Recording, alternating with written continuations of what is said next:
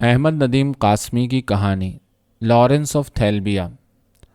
پلنگ اتنا چوڑا تھا کہ اس پر جو کھیس بچھا تھا وہ 4 کھیسوں کے برابر تھا۔ اس کے وسط میں پلش کے گاؤ تکیے کے سہارے بڑے ملک صاحب کے جسم کا ڈھیر پڑا تھا۔ ان کی انگلیوں، انگوٹھوں، پنڈلیوں، رانوں، کمر، پیٹھ اور کندھوں اور سر کو بہت سے میراثی، نائی، جھیور، دھوبی، موچی، کمہار اور کسان دبا رہے تھے۔ میں ذرا دور بیٹھا تھا، اس لیے وہاں مجھے یہ منظر یوں دکھائی دے رہا تھا جیسے ایک بڑے سے غبارے کو ہوا میں اڑ جانے سے روکنے کے لیے اس کے ساتھ بہت سے بچے چمٹ کر رہ گئے ہوں۔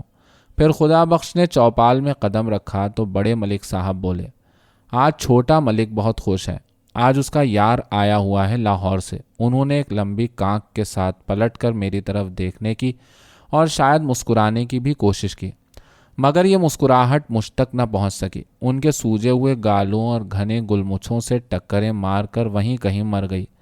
میں دور اس لیے بیٹھا تھا کہ میرے لیے چائے آنے والی تھی۔ بشکو چوپال کے برآمدے کے آخری سرے پر 2 کرسیاں اور ایک تپائی رکھ کر اور مجھے ایک کرسی پر بٹھا کر خدا بخش کو بلانے اور چائے لانے چلا گیا تھا۔ بشکو خدا بخش کا بہت چہیتا نوکر تھا۔ نام تو اس کا بھی خدا بخش تھا، مگر خدا بخش اسے بشکو کہتا تھا، چنانچہ یہی اس کا نام پڑ گیا تھا۔ خدا بخش کی امی کو نزلے اور زکام کی شکایت تھی، اس لیے وہ بار بار اندر حویلی کا چکر لگا آتا تھا۔ اب کہ وہ واپس آیا تو میرے سامنے کرسی پر بیٹھ گیا اور مجھے بتایا کہ اس کی امی کا بخار اب ہلکا ہے اور وہ آرام کر رہی ہیں۔ ان کا بخار تیز رہتا تو آج تمہیں باز کے شکار کا تماشا نہ دکھا سکتا۔ وہ بولا، لارنس آف عربیہ کی طرز پر میں نے اپنے باز کا نام لارنس آف تھیلبیا رکھ لیا ہے۔ تھل کو تھیلبیا میں بدلنے پر تمہیں کوئی اعتراض تو نہیں؟ وہ ہنسا۔ ابھی چائے کے بعد تم اور میں اور بشکو گاؤں سے باہر نکل جائیں گے۔ بشکو میرے باز کا سائیں ہے۔ وہ پھر ہنسا۔ یوں سمجھ لو کہ وہ لارنس آف تھیلبیا کا اردلی ہے۔ وہ باز کو اپنی مٹھی پر بٹھائے گا اور دھم دھم کی آواز سے ہم چونکے۔ دیکھا تو 2 آدمیوں نے ایک اور آدمی کو پکڑ کے بڑے ملک کے سامنے جھکا رکھا تھا اور ملک صاحب اس کی پیٹھ پر مکوں کا مہ برسا رہے تھے اور ساتھ ہی ایسی گالیاں بھی دیتے جاتے تھے جو صرف بڑے ملک صاحب ہی کسی کو دے سکتے ہیں۔ ساتھ ہی وہ ہانپ ہانپ کر کہتے جاتے تھے، بھری مجلس میں کہتا ہے، ملک جی تہبند سنبھالو، ننگے ہو رہے ہو۔ اس حرام زادے سے کوئی پوچھے کہ تمہیں کیا تکلیف تھی؟ میں ہی ننگا ہو رہا تھا، تمہاری ماں تو ننگی نہیں ہو رہی تھی۔ خدا بخش نے مسکرا کر میری طرف دیکھا اور بولا، آ گئی شامت بیچارے کی۔ اب جب تک یہ ہاتھ پیر ڈھیلے نہیں چھوڑ دیتا ابا اسے کوٹتے ہی رہیں گے۔ خدا بخش کے لہجے میں برتری کا غرور تھا۔ میں نے کہا، خدا بخش تمہیں شرم نہیں آتی؟ تم تو پڑھے لکھے آدمی ہو۔ خدا بخش نے معذرتی انداز میں کہا، کیا کریں یار، ان لوگوں سے یہی سلوک کیا جائے تو سیدھے رہتے ہیں۔ اتنے میں بشکو چائے لے آیا۔ تشت کو تپائی پر رکھتے ہوئے اس نے جھک کر خدا بخش کے کان میں کہا، یہ سکین ایسا لڑکا تو نہیں چھوٹے ملک، پھر اسے مار کیوں پڑ رہی ہے؟ اچھا تو یہ سکین ہے؟ خدا بخش نے بھی حیرت کا اظہار کیا۔ اس کے تو منہ میں زبان ہی نہیں، 5 وقت کا نمازی ہے، اذان ایسی دیتا ہے کہ چڑیاں مسجد کے میناروں پر اتر آتی ہیں۔ اس نے یہ کیا بک دیا ابا سے؟ بڑے ملک صاحب کے دھماکوں کا تسلسل ٹوٹ گیا۔ سکین ان آدمیوں کے ہاتھوں میں لٹک گیا تھا جنہوں نے اسے بازوؤں سے پکڑ کر ملک صاحب کی آسانی کے لیے ان کے سامنے جھکا رکھا تھا۔ اب چھوڑ دو اس کمینے کو۔ ملک صاحب کڑکے اور سکین منہ کے بل پتھر کی طرح گر پڑا۔ اٹھا لے جاؤ اپنی اپنی ماؤں کے اس یار کو۔ ملک صاحب پھر گرجے اور ایک ہجوم کا ہجوم سکین کو اٹھانے یوں بےتابی سے بڑھا جیسے سب لوگ سکین کو اٹھانے کے بہانے ملک صاحب کو پلنگ پر سے اٹھا کر پھینکنے چلے ہیں۔ پھر جو لوگ سب سے پہلے بے حس و حرکت سکین کے پاس پہنچے تھے اسے اٹھانے کے لیے جھکے تو جھکنے والوں میں سے ایک سیدھا ہو گیا اور بڑی تشویش سے بولا، سکین تو اذان پڑھ رہا ہے۔ پھر سکین خود ہی اٹھ بیٹھا، ادھر ادھر دیکھا، پھر جیسے ملک صاحب سے جانے کی اجازت لینے کے لیے بولا، سورج تو بہت ڈھل گیا، پیشی کی نماز تو ہو چکی ہوگی۔ سبھی کو خاموش پا کر وہ اٹھا تو میں نے دیکھا کہ وہ 6 فٹ کا ایک وجیح جوان تھا، اور جب وہ آہستہ آہستہ قدم اٹھاتا چوپال کے چبوترے کی سیڑھیاں اتر کر گلی میں جانے لگا تو مجھے ایسا لگا جیسے مسجد کا مینار اتر آیا ہے۔ آج آتے ہیں ماں کے یار چوپال پر گپ لڑانے۔ بڑے ملک صاحب کہہ رہے تھے، چوپال پر بیٹھنے کی ایک تمیز ہوتی ہے۔ کہنے لگا، ملک جی ننگے ہو رہے ہو۔ بھائی میں ننگا ہو رہا ہوں تو تم دھیان نہ دو۔ انسان دوپہر کے وقت بھی آنکھیں بند کر لے تو اس کے لیے سورج ڈوب جاتا ہے، پھر تم آنکھیں پھاڑے میری طرف کیا دیکھ رہے ہو؟ ذرا سرک کر انہوں نے پلٹنے کی کوشش کرتے ہوئے پوچھا۔ کیوں چھوٹے ملک، چائے پلا دی اپنے یار کو؟ جواب کا انتظار کیے بغیر فوراً ہی انہوں نے اپنا دایاں ہاتھ اٹھایا اور بولے، لو بھائی اسے دبا دو، دکھنے لگا ہے حرام زادے کی ہڈیاں کوٹ کوٹ کر۔ یہ حرام زادہ کون تھا؟ میں نے آہستہ سے خدا بخش سے پوچھا۔ نام اس کا سکین ہے، خدا بخش بولا، ذات کا جلاہا ہے۔ یہ کھیس جو ابا کے پلنگ پر بچھا ہے اسی نے بنا ہے، بڑا کاریگر ہے، بڑا نیک آدمی ہے، مگر بھولا بہت ہے۔ نہ جانے ابا کو ٹوکنے کا حوصلہ کیسے ہوا اس بد نصیب کو، یہ تو بڑا ہی مسکین آدمی ہے۔ بشکو فوراً بولا، اس کا اصلی نام مسکین ہے جی، محمد مسکین۔ سکین سکین تو لوگ اسے ویسے ہی کہتے ہیں جیسے مجھے بشکو بشکو کہتے ہیں۔ میں نے کہا، یہاں آ کر معلوم ہوا کہ مسکین جیسے لفظ میں بھی بگڑنے کی گنجائش موجود ہے۔ آہستہ بولو یار، خدا بخش نے ڈر کر بڑے ملک صاحب کی طرف دیکھا، پھر بولا، انہوں نے سن لیا تو شاید تمہیں تو کچھ نہیں کہیں، میری آفت آ جائے گی۔ نہیں، اب کیا آفت آئے گی، اب تو ان کا ہاتھ دکھ رہا ہے۔ خدا بخش کو میرا لہجہ اچھا نہ لگا، اس نے جیسے ملامت بھیجتے ہوئے مجھے دیکھا اور بشکو سے کہا، استبل میں جا کر دیکھو بیگے نے گھوڑے تیار کر لیے ہیں یا نہیں، زینے کس لی ہوں تو تم جا کر لارنس کو اٹھا لاؤ، صبح کا بھوکا ہے۔ بشکو چلا گیا تو خدا بخش میری طرف مڑا، دیکھو میاں، یہاں آج تمہارا پہلا دن ہے اور تم آج ہی طنز کرنے لگے ہو میرے ابا پر۔ اس علاقے کا ایک مقولہ ہے کہ سر جتنا بڑا ہوتا ہے درد سر کا رقبہ اتنا ہی پھیلا ہوا ہوتا ہے۔ ابا کو یہ پٹائیاں مجبوراً کرنی پڑتی ہیں، نہ کریں تو زمیندارہ کیسے چلے۔ وہ رک گیا، پھر بولا، تم کیا سوچ رہے ہو؟ میں نے کہا، میں سوچ رہا ہوں کہ جس لمبے چوڑے پلنگ پر ملک صاحب تشریف رکھتے ہیں اس کے پائے کتنے بڑے بڑے ہیں۔ میں نے غور سے دیکھا تو وہ لکڑی کے نکلے۔ میں نے کہا، میں سمجھا یہ پائے نہیں بلکہ پلنگ کے ہر کونے کے نیچے ایک ایک مسکین کھڑا ہے۔ گاؤں کی کھلی فضا کا تم پر الٹا اثر ہوا ہے، خدا بخش بولا، تم چکرا گئے ہو۔ میں نے اپنی بات جاری رکھی، اور خدا بخش میں نے یہ بھی سوچا ہے کہ اگر یہ چاروں مسکین پلنگ کے چاروں گوشوں کے نیچے سے نکل جائیں تو پلنگ زمین پر آ رہے۔ گھوڑے تیار ہیں چھوٹے ملک، بشکو ہمارے سروں کے اوپر بولا۔ بشکو کے بائیں ہاتھ کی بند مٹھی پر چمڑے کا دستانہ چڑھا ہوا تھا جس پر لارنس آف تھیلیبیا بیٹھا تھا۔ اس کے پنجے میں باریک سی ایک زنجیر تھی جس کا آخری سرا دستانے میں ٹکا ہوا تھا۔ باز کی آنکھوں پر چمڑے کے کھوپے چڑھے ہوئے تھے۔ خدا بخش نے سر اٹھا کر یہ کھوپے ہٹائے تو میں نے دیکھا کہ باز کی آنکھوں میں بلا کی وحشت تھی۔ کیوں، کیسا ہے میرا باز؟ خدا بخش نے پوچھا، اور میں نے اس کے کان میں کہا، بازوں کا بڑا ملک معلوم ہوتا ہے۔ خدا بخش ہنس پڑا، مگر یوں ہنسا جیسے نہ ہنستا تو اور کیا کرتا۔ اس نے باز کی آنکھوں پر پھر کھوپے چڑھائے اور ہم لوگ استبل کی طرف چلے۔ خدا بخش نے قسمیں کھا کھا کر مجھے یقین دلایا کہ اس نے جو گھوڑا مجھے سواری کے لیے دیا تھا وہ ملک صاحب کے استبل کا مسکین ترین گھوڑا تھا۔ اتنا موٹا تازہ گھوڑا مسکین تو نہیں ہو سکتا، میں نے شبہ ظاہر کیا، مگر اس نے مجھے بتایا اس کے اندر کا گھوڑا مار دیا گیا ہے۔ اب یہ طبیعت کا بہت غریب گھوڑا ہے، اسے موٹا تازہ رکھنا بہت ضروری ہے۔ ضلع کے افسر لوگ جو اس طرف دورے پر آتے ہیں اچھے سوار نہیں ہوتے بھی ہیں تو کاروں میں پھیل پھیل کر بیٹھنے کی عادت پڑی ہوتی ہے اور گھوڑے کی پیٹھ پر چوکس ہو کر بیٹھنا پڑتا ہے۔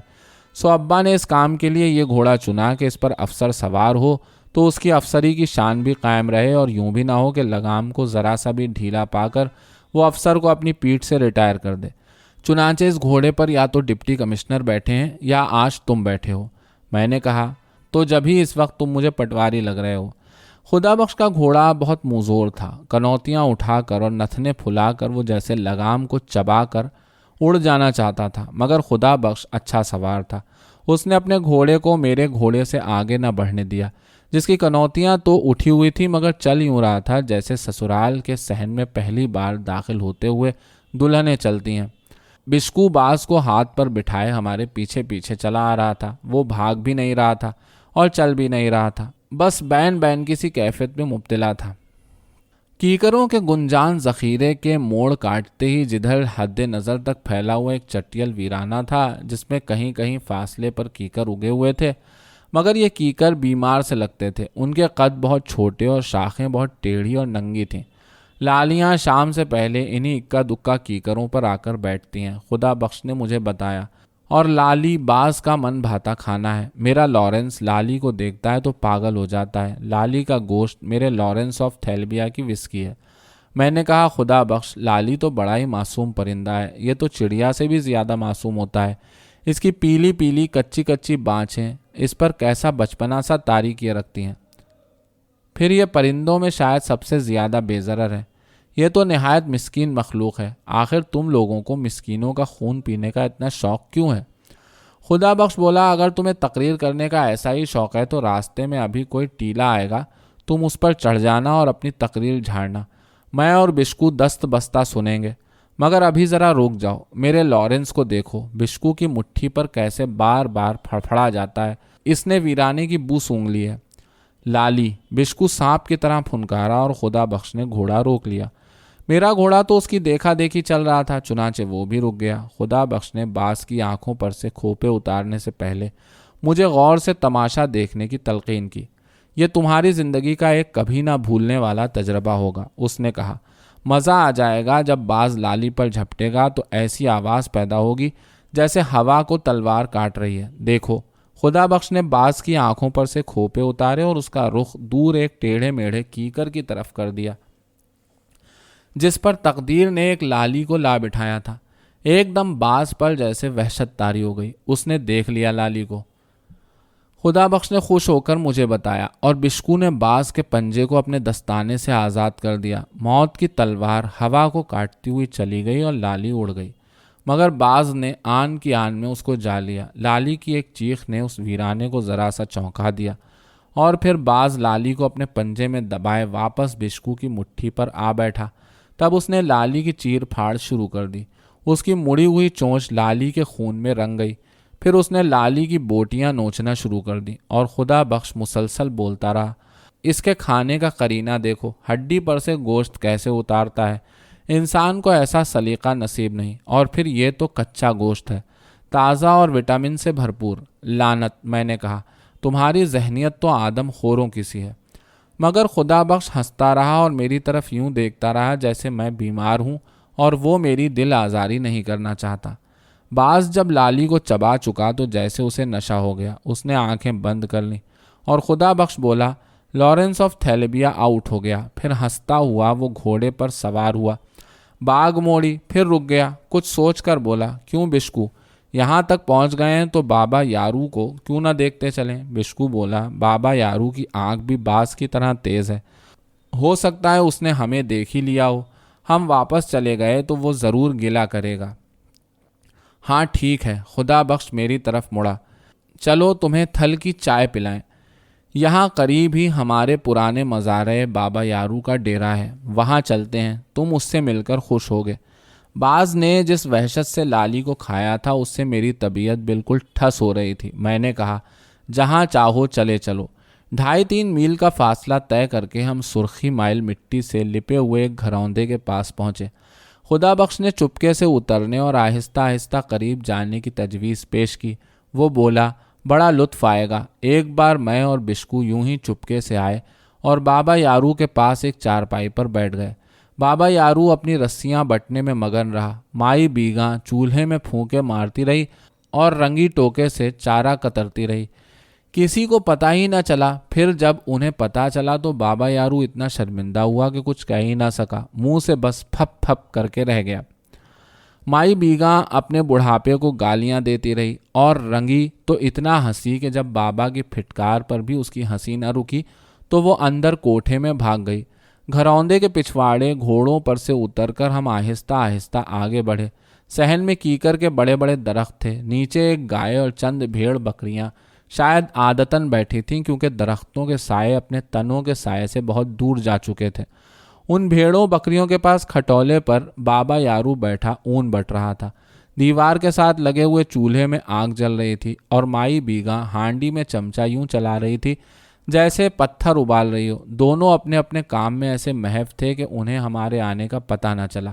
پھر اچانک مائی بیگاں بولی، ہائے مجھے تو بہت چنتا لگ رہی ہے، رنگی کو اب تک تو آ جانا چاہیے تھا۔ آ جائے گی، بابا یارو بولا۔ کہاں گئی ہے؟ اپنے ملکوں کے ہاں گئی ہے نا، تو پھر اپنے ہی گھر ہے۔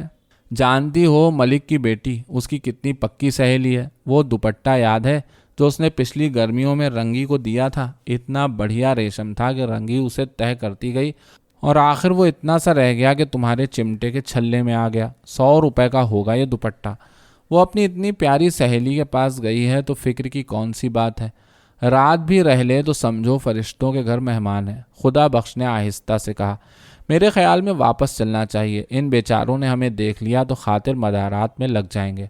بشکو بولا، اور پھر چائے پکانا تو مائی کو آتا ہی نہیں، جو شاندار گھولتی ہے، رنگی ہوتی تو پی لیتے، ایسی چائے پکاتی ہے کہ نشہ ہو جاتا ہے۔ خدا بخش بے اختیار ہنس پڑا تو مائی اور بابا نے چونک کر دیکھا اور ان کے ہاتھ پیر پھول گئے۔ وہ خدا بخش سے رکنے، بیٹھنے اور چائے پینے کی یوں التجائیں کرنے لگے جیسے اگر خدا بخش نے ان کی بات مان لی تو ان کا گھروندا سونے چاندی کے محل میں بدل جائے گا اور ان کی بکریاں گھوڑیاں بن جائیں گی۔ خدا بخش نے انہیں سمجھایا کہ سورج ڈوبنے کو ہے اور ہم دشمنوں والے لوگ ہیں۔ شام کے بعد تو ہماری حویلی کی فصیل پر رائفلوں والوں کا پہرا ہوتا ہے۔ تم تو جانتے ہو بابا یارو، میں شام سے پہلے گھر نہ پہنچا تو بڑے ملک قیامت مچا دیں گے۔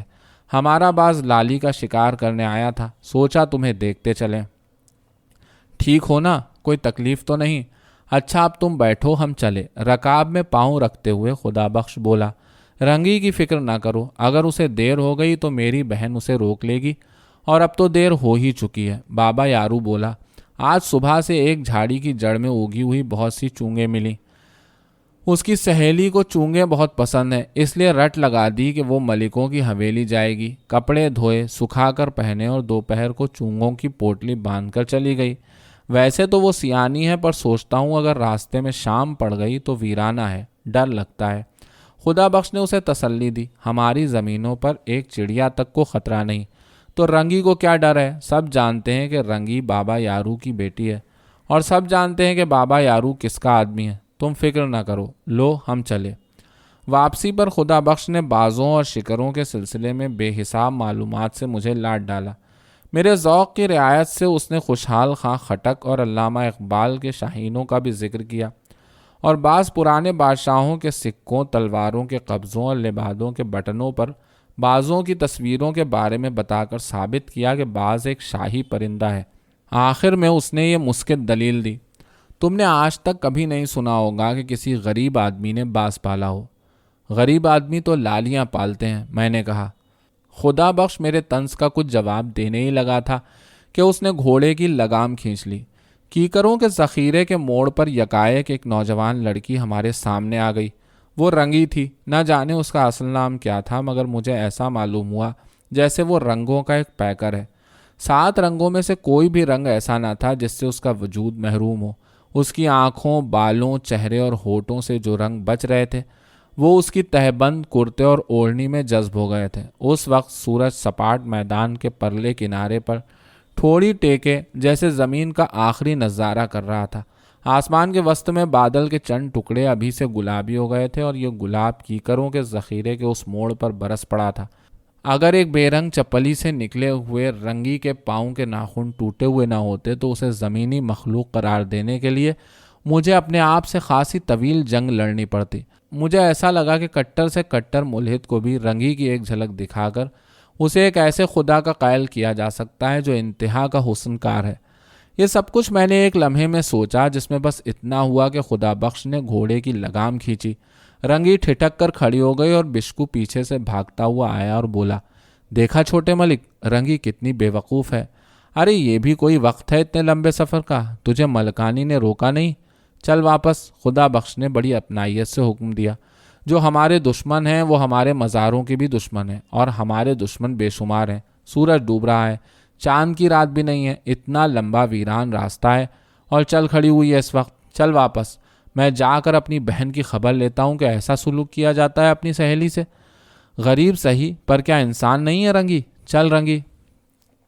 رنگی صرف 2 لفظ بولی، مگر انہوں نے اس کے حسن میں جیسے ایک چھناکا سا پیدا کر دیا۔ بابا بیچارہ، ہم سمجھا آئے ہیں بابا کو۔ خدا بخش فوراً بولا، ہم نے کہہ دیا کہ اگر رنگی ہمیں گاؤں کے پاس مل گئی تو ہم اسے واپس حویلی میں لے جائیں گے۔ ایسے وقت ویرانوں میں نہیں نکلتے نادان، زمانہ بڑا خراب ہے۔ چل۔ رنگی ہمارے ساتھ چل پڑی۔ گاؤں میں پہنچ کر وہ بشکو کے ساتھ حویلی کی طرف چلی گئی اور ہم چوپال پر آ گئے۔ رات کے کھانے کے بعد بڑے ملک صاحب نے مجھ سے باز کے شکار کا پوچھا، اور پھر کافی دیر تک بازوں، شکروں، کتوں اور گھوڑوں کی باتیں کرتے رہے۔ میں نے خدا بخش سے سرگوشی کی، تمہارے ہاں شکروں اور کتوں ہی کی باتیں ہوتی ہیں، انسانوں کی نہیں ہوتی؟ ارے چپ کے رہو، اس نے آہستہ سے کہا، ورنہ ابا پکڑ کر سکین بنا ڈالیں گے۔ بڑے ملک اٹھ کر چلے گئے تو چھوٹے ملک کی گپوں کی باری آئی۔ وہ بیشتر وقت اپنے لارنس آف تھیلبیا کی تعریف کرتا رہا۔ ایک بار بشکو نے آ کر اس سے کوئی بات کی اور وہ رکا تو سننے والوں کو داد و تحسین کا موقع ملا۔ بابا رحمان کہتا ہے کہ وہ 1 صدی کا ہو رہا ہے مگر آج تک اس نے اس بلا کا باز نہیں دیکھا۔ وہ کہتا ہے چھوٹے ملک کا باز بازوں کا شیر ببر ہے۔ جب خدا بخش بھی حویلی میں چلا گیا اور بشکو بھی میرا بستر جما کر اور تپائی پر پانی کا ایک جگ رکھ کر روانہ ہو گیا تو میں اپنے پلنگ پر لیٹ گیا۔ آسمان اتنا صاف تھا کہ سیاہ ہو رہا تھا، تارے اتنے بے شمار تھے کہ ان کی طرف دیکھتے ہوئے سر چکرا جاتا تھا۔ گاؤں پر مکمل سناٹا تھا، رات کا آغاز تھا، اس لیے کتے تک سو گئے تھے، صرف جھینگر جاگ رہے تھے، مگر جھینگروں کی آواز بھی تو سناٹے کا ایک حصہ ہی ہوتی ہے۔ تب رنگی کا پیکر میرے سامنے آ کھڑا ہو گیا، اس تناؤ اور اعتماد کے ساتھ جیسے وہ کہہ رہا ہو کہ کوئی نقص ڈھونڈ سکتے ہو تو ڈھونڈو۔ میں نے رنگی کے اس پیکر کو، جسے میں نے شام کو ایک گلابی لمحے میں اپنے ذہن کے اندر محفوظ کر لیا تھا، ہر زاویے سے جانچا، اور تب میں نے کہا، ہاں رنگی، تم میں ایک نقص تو موجود ہے، اور وہ نقص یہ ہے کہ تم انسان ہو، اور انسان بڑی کمزور مخلوق ہے۔ چوپال کے زیریں آنگن میں کیکر پر چڑیوں نے واویلا مچایا تو میری آنکھ کھلی۔ قریب ہی مسجد میں فجر کی نماز ادا کی جانے والی تھی اور کوئی اونچی آواز میں تکبیر پڑھ رہا تھا، قد قامت الصلاۃ، قد قامت الصلاۃ۔ صبح کے ہلکے ہلکے اجالے میں مسجد کے مینار آسمان کے پس منظر میں متحرک معلوم ہو رہے تھے۔ پھر ایک مینار کے کلس پر ایک چیل اتری اور اسے اپنا توازن قائم رکھنے کے لیے دیر تک پروں کو بار بار پھیلانا پڑا۔ اس پر بھی جب ٹک کر نہ بیٹھ سکی تو اڑ گئی۔ منہ اندھیرے یہ چیل کہاں سے آ گئی، میں نے سوچا۔ پھر میں نے خود کو جواب دیا، جہاں سے یہ چڑیاں آتی ہیں۔ سورج ابھی نہیں نکلا تھا جب بشکو میرے لیے ملائی سے اٹا ہوا دودھ کا ایک گلاس لایا۔ غسل خانے میں منہ پر پانی کا ایک چھینٹا مار کر میں باہر آیا تو خدا بخش چوپال کی سیڑھیاں چڑھ رہا تھا۔ چلو ذرا ذخیرے تک گھوم آئیں، اس نے کہا، وعدہ کہ آج میں تم سے انسانوں کی باتیں کروں گا۔ چلو، میں نے کہا۔ پھر میں سیڑھیوں پر رک گیا۔ سنو، کیا رنگی چلی گئی؟ خدا بخش کو اس زور کی ہنسی چھوٹی کہ وہ ہنستا ہنستا میرے پلنگ پر جا گرا۔ آخر کار پتھر میں بھی جھونک لگی تو قہقہوں کے دوران وہ اپنی رانوں کو پیٹ پیٹ کر کہتا رہا۔ برف کی تہ بہت موٹی تھی مگر آخر ٹوٹی تو۔ پھر وہ مجھ سے لپٹ گیا۔ یار، مجھے تم پر ایک دم بہت سا پیار آ گیا ہے۔ میں سمجھا تھا کہ تم الو کے الو ہی ہو۔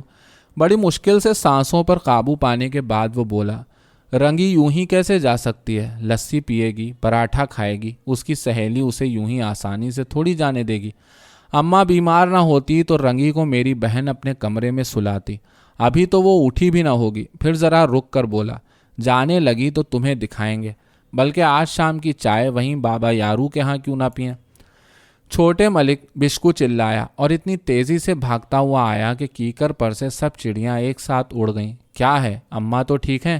خدا بخش نے گھبرا کر پوچھا۔ جی وہ تو ٹھیک ہیں، پر بشکو کی آنکھیں پھٹی پڑ رہی تھیں، نتنے پھول رہے تھے اور منہ مسلسل کھلا تھا۔ پر کیا؟ کچھ بکو، خدا بخش نے اسے ڈانٹا، اور بشکو نے جیسے کائنات کے سب سے بڑے حادثے کی اطلاع دی، کسی نے آپ کے لارنس کی گردن مروڑ کر پھینک دی ہے، لارنس مرا پڑا ہے۔ خدا بخش کو جیسے سکتہ ہو گیا۔ ایک خاصے طویل وقفے کے بعد وہ بولا، رنگی کو یہاں لے آؤ۔ واپس بھاگا تو میں نے خدا بخش سے پوچھا، رنگی کو بلانے کا کیا مطلب ہے؟ ہے ایک مطلب، خدا بخش بولا۔ حادثہ شدید تھا اس لیے میں خاموش رہا۔ فوراً بعد بشکو آیا۔ رنگی تو منہ اندھیرے ہی چلی گئی چھوٹے ملک، اور خدا بخش اپنی لہو لہان آنکھیں مجھ پر گاڑ کر بولا، دیکھا میں نہ کہتا تھا، میرے باز کو اسی کمینی نے مارا ہے۔ رات وہ بار بار یہی کہتی تھی کہ وہ مجھے مار ڈالے گی۔ میں نے کہا، لالیاں بازوں کو نہیں مار سکتی نادان، اسی نے مارا ہے میرے لارنس کو۔ میں جانتا ہوں یہ قتل اسی بدذات کنگلی قلاش لڑکی نے کیا ہے، میں اس کی کھال ادھیڑ دوں گا۔